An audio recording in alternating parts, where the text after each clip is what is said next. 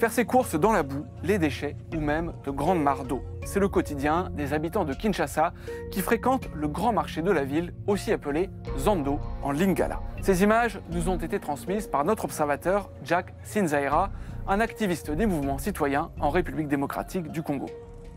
Le 1er janvier, il fait ses courses au Zando. L'état d'insalubrité du marché le choque.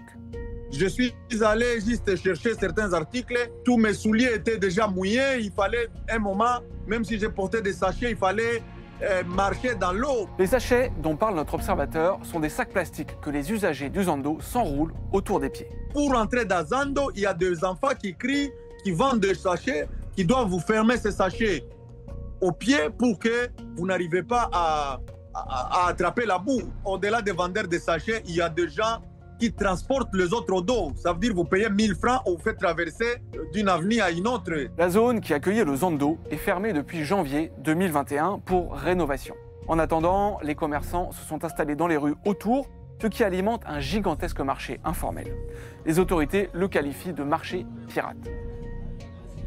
Dans ces rues, les déchets s'accumulent et obstruent des caniveaux déjà insuffisants. Jack Sinzaira est inquiet de l'impact sanitaire de ce sol inondé.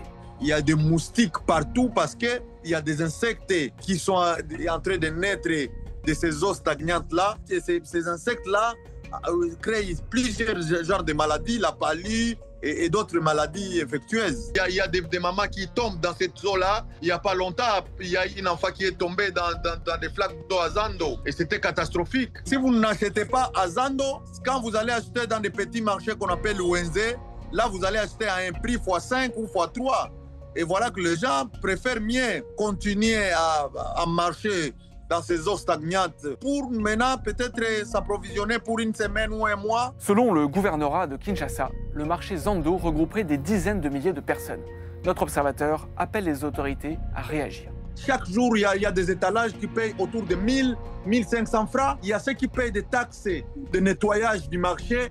Mais où va cet argent ? Le gouvernorat de Kinshasa nous a affirmé que ces taxes sur les marchés informels sont prélevées par les administrateurs du marché malgré l'interdiction du gouverneur. Il explique également que des travaux sont en cours pour réhabiliter les rues insalubres autour du Zando, comme par exemple ici sur l'avenue Kaza-Vubu. Le 8 janvier, des étals de commerçants informels ont également été détruits par la police. Le nouveau marché Zando doit être finalisé en octobre 2025.